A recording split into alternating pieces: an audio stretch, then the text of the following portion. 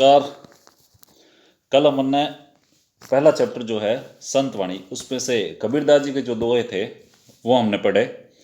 आज उससे आगे चलते हैं। दूसरे जो महान कवि इस संत वाणी में संकलित है वो है तुलसीदास। पहले तुलसीदास जी के बारे में सामान्य परिचय देखते हैं। इनका जन्म सन 1532 ईस्वी में और मृत्यु सन 1623 ईस्वी में हुई थी। इनकी एक अच्छी सी जन्म और मृत्यु को याद रखने की जो एक सरल तरीका बता सकता हूँ, जैसे 1532 आपको यही याद रखना है। अगर मृत्यु वापस पूछ ली जाए तो 15 में एक जोड़ देना है, 16 हो जाएगा। और जो 32 है, 3 आगे और 2 पीछे हैं, उनको 23 यानी 2 आगे और 3 पीछे कर देना, तो इनकी मृत्यु प्राप्त। ये छोटी सी एक शॉर्ट ट्रिक्स जिसको कह सकते हैं। तो इनका जन्म सन 1532 ईस्वी में उत्तर प्रदेश के बांदा जिले के राजापुर गांव में हुआ था। और ऐसा माना जाता है कि इनका बचपन बहुत ही कठिनाइयों में बीता। इन्होंने विनय पत्रिका में एक लिखा भी है कि माता पिता जग जाए तजियो विधियों ने लिखियो कुछ भल भलाई, कि मुझे मेरी माता पिता ने भी इस जग में यानी संसार में जन्म देकर तेजियो यानी त्याग दिया, और विधि ने लिखियो कुछ भल भलाई, और विधाता ने भी मेरे भाग्य में कुछ अच्छा नहीं लिखा।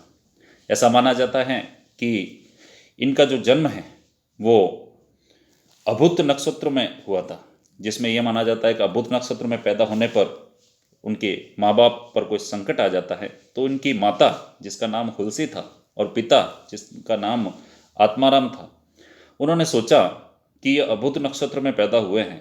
और ऐसा माना जाता है कि जब ये पैदा हुए तब ये 5 वर्ष के बच्चे के समान थे और उनके मुंह में दांत भी थे। जब ये उन्होंने जन्म लिया तो इनके मुंह से पहला शब्द राम निकला, इसीलिए इनको बचपन में राम बोला भी कहा जाता था। तो ऐसा एक असाधारण मनुष्य समझकर और अभुत नक्षत्र में पैदा होने के कारण इनके माता पिता ने डर के मारे भय से इनको त्याग दिया। एक मुनिया नामक जो दासी थी उनको दे दिया। फिर उस मुनिया नामक दासी ने इनका पालन पोषण किया। उसके बाद गुरु नरहयानंद ने इनका पालन पोषण किया और गुरु शेष सनातन उन्होंने तुलसीदास जी को शिक्षा और दीक्षा दी।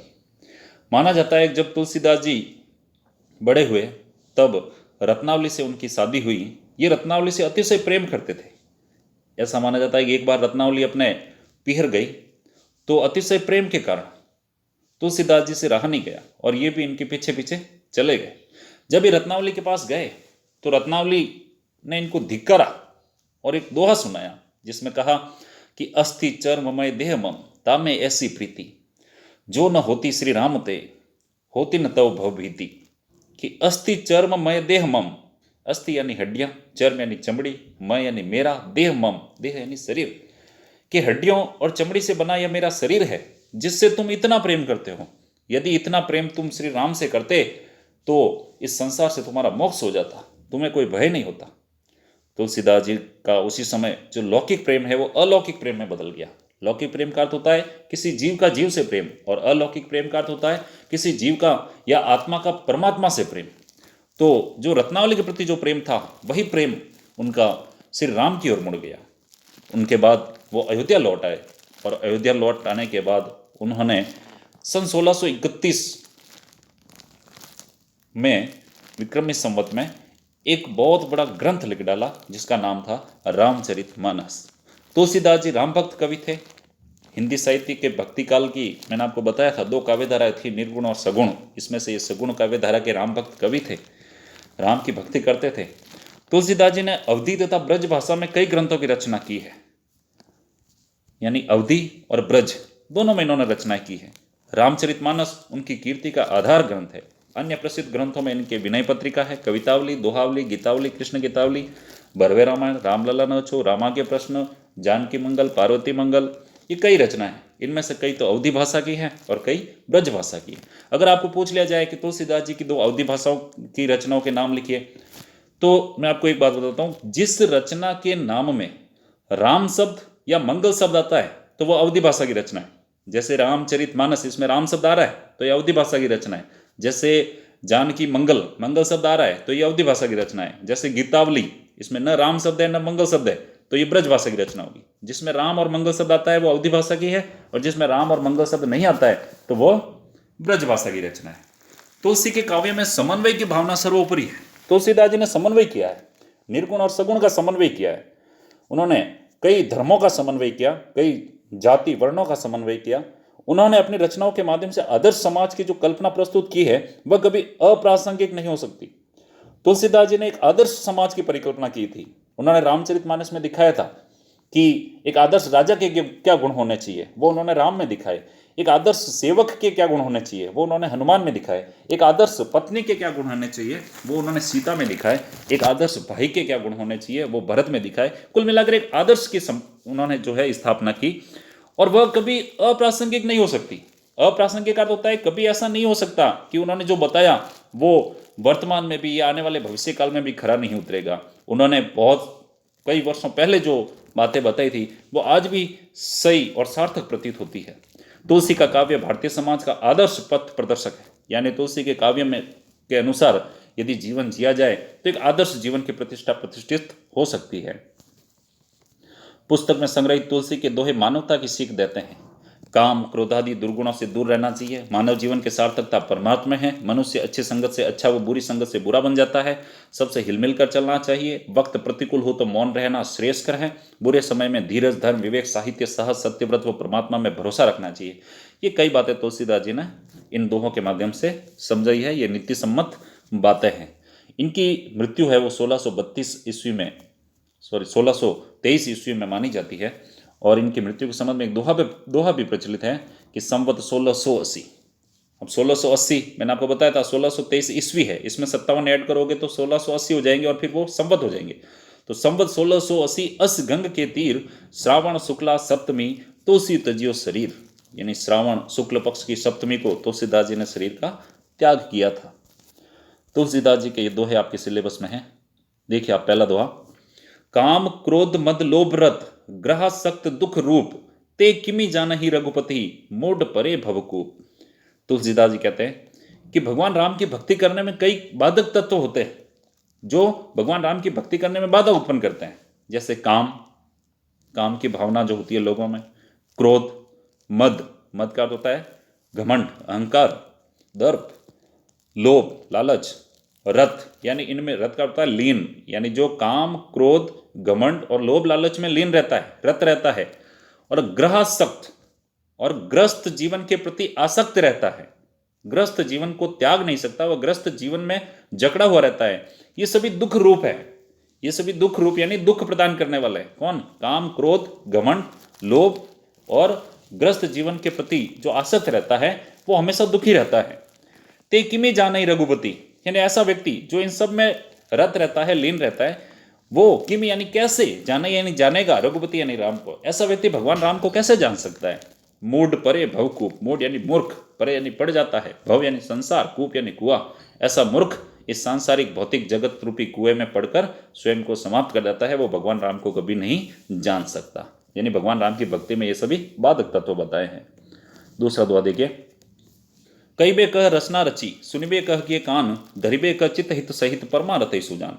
तुलसीदास जी कहते हैं, हे मनुष्य, तुझे कहिबे कह यानी कहने के लिए, रचना रची, रचना का तो होता है जीभ, रची यानी निर्मित की है या भगवान ने तुझे दी है।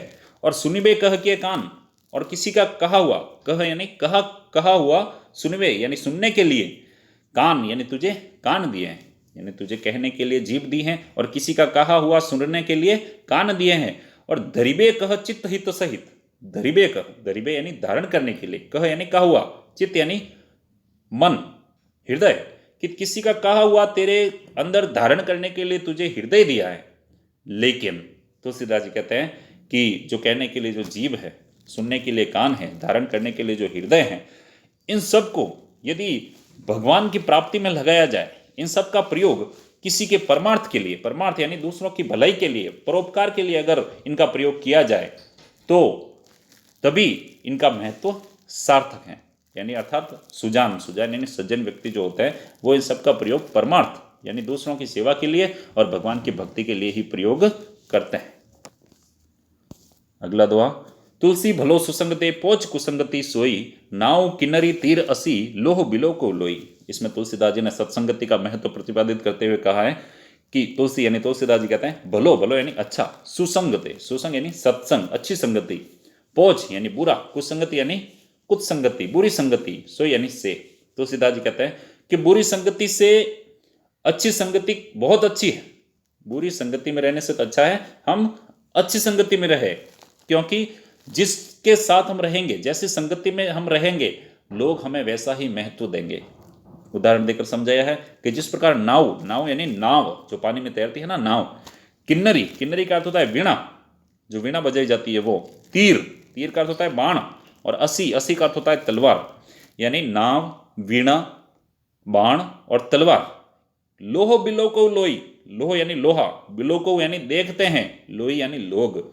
यानी नाव, वीणा, बाण और तलवार, इन सब को बनाने में एक ही लोहे का प्रयोग किया जाता है। लोहा तो एक ही होता है, लेकिन उस लोहे से जब ये अलग अलग चीजें बनाई जाती है, जब तो नाव और वीणा, इनकी तो लोग क्या करते हैं, प्रशंसा करते हैं, इनको महत्व देते हैं। वीणा से मधुर संगीत उत्पन्न होता है, नाव से लोग नदियों को पार करते हैं। और जबकि उसी लोहे से जब बाण और तलवार बनाई जाती है तो लोग उनको महत्व नहीं देते, लोग हमेशा उसकी बुराई ही करते हैं। लोहे यानी लोहा, बिलोको यानी बिलोकते हैं या अर्थात महत्व देते हैं, देखते हैं।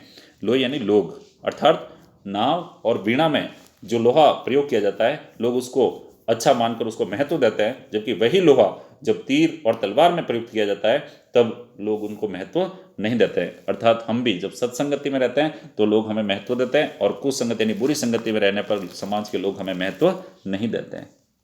अगला देखिए, राम कृपा तुलसी सुलभ, गंग सुसंग समान, जो जल परे जो जन मिले, कीजिए आप समान। इसमें बताया गया है कि राम कृपा, तुलसीदास जी कहते हैं कि भगवान राम की कृपा से सुलभ, सुलभ का अर्थ होता है जो आसानी से प्राप्त हो जाए। गंग यानी गंगा नदी, सुसंग यानी सत्संग, समान यानी गंगा नदी और सत्संग, ये जो दोनों है ना, वो भगवान राम की कृपा से हमें आसानी से प्राप्त हो सकते हैं।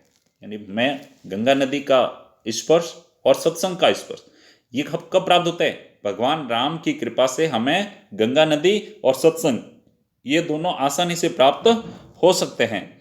और ये दोनों क्या करते हैं कि जो जल परे जो जन मिले, कि गंगा नदी और सत्संगति, ये दोनों हमें उनके समान ही पवित्र बना देते हैं। जो जल परे यानी गंगा नदी का जल यदि आपके ऊपर पड़ गया तो आप भी गंगा नदी के समान पवित्र हो जाओगे। और जो जन मिले, जन यानी मनुष्य, जो मनुष्य सत्संगति में जाकर मिलता है तो सत्संगति के समान वह भी पवित्र बन जाता है। कीजिए आप समान, यानी गंगा नदी और सत्संगति, ये दोनों क्या करते हैं, मनुष्य को अपने समान पवित्र कर देते हैं।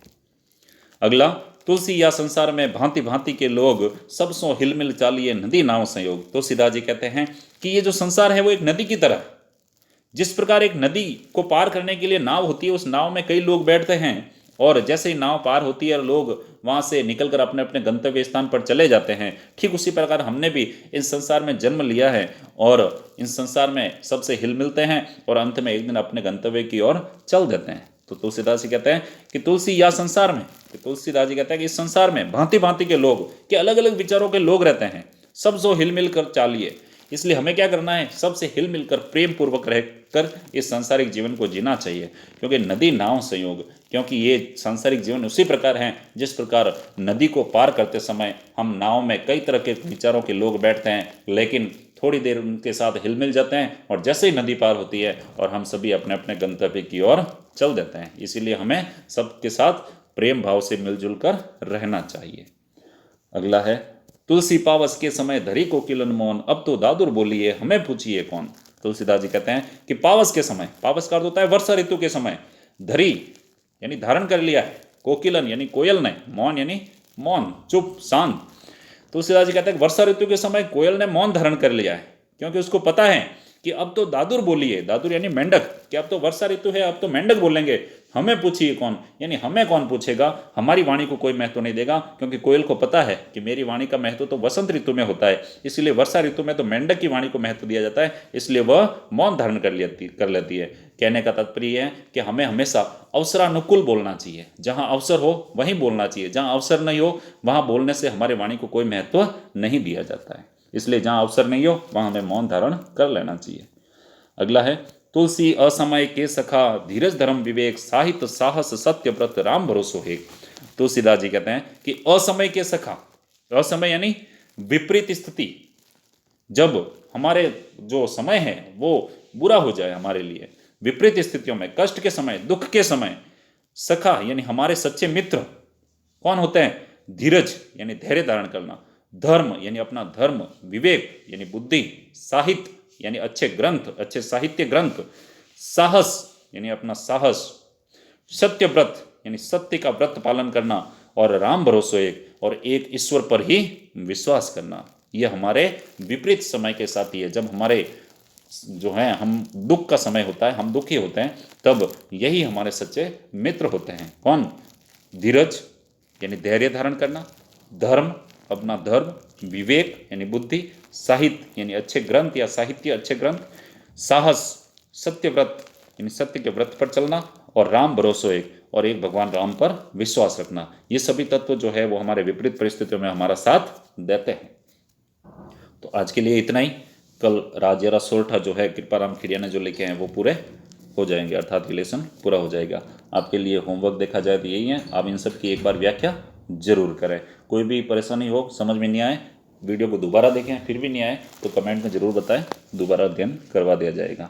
धन्यवाद।